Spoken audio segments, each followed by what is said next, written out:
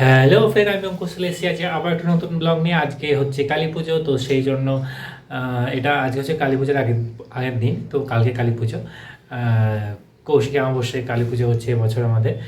তো কি হচ্ছে না হচ্ছে আর কেনই বা দিন পরিবর্তন হলো বা কেনই বা মা মানে অন্য রূপে চলে এলো, তো পুরোটাই তোমাদের সাথে মানে ভিডিও চলাকালীন বলছি। তো সঙ্গে থাকো, দেখতে থাকো। তো ফার্স্টে আমি চলে গেলাম কিছু পুজোর জিনিস কিনতে, যেন এই জিনিস কটা বাকি ছিল, ঘর থেকে শুরু করে কাসর টাসর। তো এই জায়গাটায় পুজোটা হবে, তো তার জন্য সমস্ত জোগাড়যন্ত্রী আগের দিন সকাল রাত্রিবেলা করে নিয়েছিলাম। মাটন মাটন সব বসিয়ে দেওয়া হয়েছিল। আর যেটা বলছিলাম আর কি, হঠাৎ করেই ঠিক হয়েছে যে কৌশিক অমাবস্যায় পুজো করার জন্য 2 দিন আগে, মানে যেদিনকে কালী পুজো হচ্ছে তার আগের দিন আমাদের তা আবার সন্ধেবেলার দিকে হুট করে আমার মাথায় এলো যে পৌষ মাসে তো দুটো পুজো পর পর হয়ে যায়, কারণ পৌষ মাসের পরে আবার অন্নপূর্ণা পুজো থেকে চৈত্র মাসে খুব চাপের ব্যাপার। তো মাকে যদি এই মাসেই আনা যায়, তো অনেক দিনের ইচ্ছা ছিল কৌশিক অমাবস্যায় পুজো করার, মাঝখানে তো গ্যাপ পড়ে গেছে ঠাকুমা মারা গেছিলো বলে।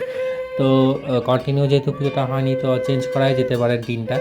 তো হুট করে দেখি যে একদিন পরেই কৌশিক অমাবস্যা পড়েছে। তো মিষ্টি বলছে যে হবে না, কোনো রকমভাবেই সম্ভব না, এত তাড়াতাড়ি হয় নাকি, কালী পুজোর মধ্যে একটা ব্যাপার। তো আমি বললাম যে হ্যাঁ হ্যাঁ হবে, চেষ্টা করি না।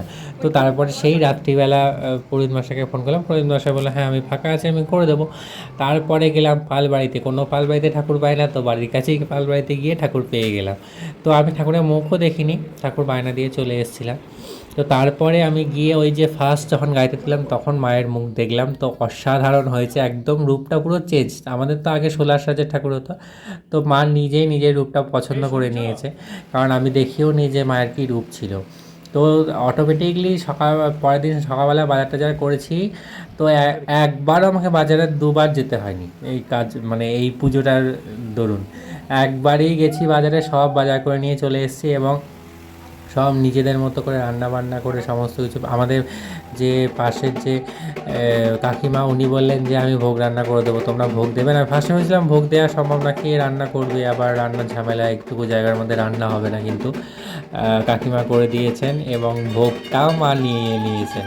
মানে আমরা ভেবেছিলাম ভোগ দেবো না, কিন্তু মা নিজেই নিজের ব্যবস্থা করে নিয়েছেন। তো খুব সুন্দরভাবে এবার পুজোটা হলো আর কি। মিষ্টি ফার্স্ট টাইম বরণ ফরণ করে ঢোকালো ঠাকুর আর কি, কোনোবার করেনি, সমস্ত কিছু আমাকে বলে দিতে হয়েছে, বরণের সময় সমস্ত কিছু বলে দিতে হয়েছে।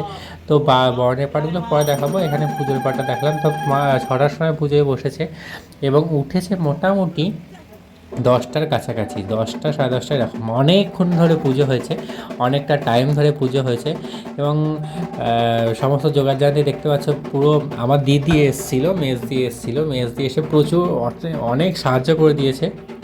শেষ মুহূর্তে এসে যদিও বিকালের দিকে, কিন্তু যেটুকুনি সময় ছিল যা যা কাজ করেছে, ওই কাজগুলো না করলে মানে কী যে করতাম জানি না, মানে খুব চাপ ছিল। আমরা সারাদিন উপোস করেছিলাম, একদম নির্জলা, কোনো জলও খাইনি।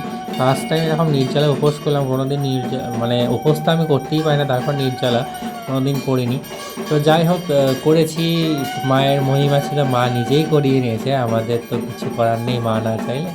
তো যাই হোক, বেশ সুন্দর করেই হয়েছে এবং দিদি প্রচণ্ড সাহায্য করেছে, এসে থেকে প্রদীপ জ্বালানো থেকে শুরু করে। দিদি এমনিতেই অসুস্থ, তো তার মধ্যে যেটুকু পেরেছে সেটুকু করেছে, আর সেটুকু করেছে বলে আমাদের প্রচণ্ড সুবিধা হয়েছে, না হলে আমাদের খুব চাপ হয়ে যেত আর কি। তো যাই হোক, ঠাকুরই সমস্ত ব্যবস্থা করিয়ে নিয়েছে। তারপর বাড়ি থেকে সবাই এসেছিলো, সবাই এসে আর কি পুজোতে বসলো আর কি। আমাদের ওইদিকে সমস্ত যোগাযোগ করা হয়েছিল, আমি দুপুরবেলা থেকে ফল টল সমস্ত কিছু কাটা স্টার্ট করে দিয়েছিলাম। দিয়ে পুজোর তো অনেক যোগাযোগে অনেক জিনিস, মানে আমাদের আগে যে কালী পুজো হচ্ছে সেই কালী পুজোতে এত কিছু ছিল না, কিন্তু এই কালী পুজোটা দেখলাম যে সত্যিই কালী পুজোর মতো কালী পুজো। এবং আমাদের যে পুরোহিত মশাই ছিলেন প্রচণ্ড ভালো পুজো করেছেন, দুজন পুরোহিত ছিলেন এবং সমস্ত মত মেনে পুজো হয়েছে এবং খুব সুন্দর সুষ্ঠুভাবে পুজোটা হয়েছে। কোনো রকম কোনো সমস্যা হয়নি এবং ভালোভাবে পুজো হয়েছে এবং অনেকক্ষণ ধরে পুজো হয়েছে। তা আমি একটু মাইকের ব্যবস্থা করেছিলাম, মাইকের মাধ্যমে মন্ত্রোচ্চারণগুলো হচ্ছিলো, বেশ সুন্দরভাবে এবার পুজোটা হয়েছে, মানে আমার মনের মতোভাবে হয়েছে। তো আজ এইভাবেই হচ্ছিলো আর কি পুজো টুজো। মাকে নিয়ে আসা হলো, তোমরা পুরোটা দেখলে। তারপর থেকে শুরু করে সকাল থেকে প্রচণ্ড ব্যস্ততা সমস্ত কিছু। তারপর সবাইকে যারা এসেছিলো তাদেরকে খাবারের জন্য সকালবেলা থেকে মিষ্টি রান্না করেছিল, সেই সমস্ত রান্নাগুলো সবাইকে আর কি পুজো হয়ে যাওয়ার পর খাওয়ানো হলো এবং প্রসাদ দেওয়া হলো প্রতিটা বাড়ি। রাত 12টার সময় সবাই বাড়িতে গিয়ে প্রসাদ দিয়ে এসেছি, সবাই ঘুমিয়ে পড়েছে। দেখো বাইরেটা লাইট দিয়ে এখন সাজিয়েছিলাম, তো ঘুমিয়ে পড়েছে, সবাইকে ডেকে ডেকে তুলে তুলে প্রসাদ দিতে হয়েছে। কী করব, কারণ অনেকটা রাতে পুজো শেষ হয়েছে, প্রায় 10:30 এরকম আর কি। তো তারপরে সমস্ত কিছু এদিক ওদিক ঠিকঠাক করতে করতে মানে অনেক কাজ থাকে তো পুজোর পরে, তো সেই করতে করতে প্রায় 12টা বেজে গেছে। তো তারপরে সবাইকে প্রসাদ প্রসাদ দেওয়া হলো। আর এদিকে আরতি হচ্ছে একটার পর একটা উপাচারে, এবং খুব সুন্দরভাবে পুজোটা হয়েছে এবছর। অল্প জায়গা, ভাবছিলাম যে কীভাবে পুজো হবে, আগে বড় জায়গায় পুজো করতে পারতাম না, এইটুকু জায়গায় কী করে পুজো হবে, কিন্তু সুন্দরভাবে পুজোটা হয়ে গেল। এবং সত্যি মায়ের একটা মহিমা যে থাকে সেটা এখানেই মানে টের পেলাম আর কি, খুব ভালোভাবেই টের পেলাম। এদিকে বাইরে ঢাক বাজছিল একটা, হট করে, সবচেয়ে বড় কথা আছে এরকম হুট করে একটা এত বড় কালী পুজো করা খুব চাপের ব্যাপার, কিন্তু কোথা থেকে কীভাবে জোগাড় হয়ে গেলে আমরা নিজেও জানি না। কিন্তু আমরা দুটো মানুষই কিন্তু পুরো পুজোটা জোগাড় করেছি, আর কিন্তু কেউ ছিল না আমাদের পাশে। বাবা পরের দিন মানে পুজোর দিন সকালবেলা কয়েকটা ফল, যেগুলো মিষ্টি রান্না করছিল বলে তাই আনতে যেতে পারিনি, তো ওই কটা বাবা এনে দিয়েছিল। আর তাছাড়া কিন্তু আদার্স কোনো কিছুতে কেউ কোনো সাহায্য করেনি, আমরা নিজেরাই দুজন মিলে পুরো পুজোটা করেছি। তো এত বড় একটা কালী পুজো দুজন মিলে অ্যারেঞ্জমেন্ট করাটা খুব চাপের ব্যাপার।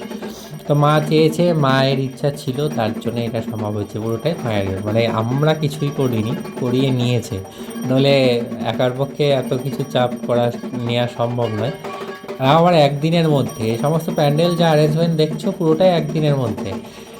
আর রাত্রিবেলা তো আমরা কিছু করতে পারি, ঠাকুরটা বায়না দিয়ে চলে এসেছি। পরের দিন সকাল থেকে রাতের মধ্যে এই পুরো যে অ্যারেঞ্জমেন্টটা পুরোটা করেছি।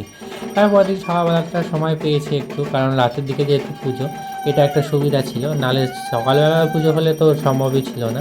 রাতের দিকে পুজো হয়েছে বলে তাই সমস্ত রান্না বান্না থেকে শুরু করে সবটাই সম্ভব হয়েছে করা আর কি। তো আরতি ফারতি হচ্ছিল বেশ সুন্দর করে, কতগুলো প্রদীপ জ্বালাতে হয়েছে এবার, সেই প্রদীপগুলোকে তৈরি করেছে দিদি, অনেক প্রদীপ ছিল। তো এইভাবে দেখো কত প্রদীপ, প্রথমবার বলে প্রদীপগুলো ঠিক করে কীভাবে জ্বালাবো, কার উপর জ্বালাবো, মানে খুব অসুবিধা হচ্ছিল। নেক্সট টাইম প্রদীপের গাছা কিনে নেব, কারণ এই ব্যাপারটা আমার জানা ছিল না। এটা দুর্গা পুজোতে জানাতাম যে পুজো এরকম প্রদীপ জ্বলে, কিন্তু এই কালী পুজোতেও প্রদীপ জ্বলে এই প্রথমবার দেখলাম আর কি। তো আমি গেছিলাম, তো অনেকটাই খরচা হয়ে গেছে, তো তার জন্য আর কিনতে পারিনি এবছর ওই প্রদীপের স্ট্যান্ডটা। সামনের বছর আশা করি কিনে নেব। তো ভোগ তো প্রথমবারে ভোগটা মিষ্টি নিয়ে গেছিলো, চিড়ে ভোগটা, তো আর এবারে ভোগটা আমি নিয়ে গেলাম সব। তো এইভাবে সমস্ত প্রসাদ সবাইকে দেয়া হচ্ছিল। এই ব্লগটা এইটুকুনি দেখালাম, পরের ব্লগটায় বাকিটা দেখাবো। তো আজকের মতো টাটা।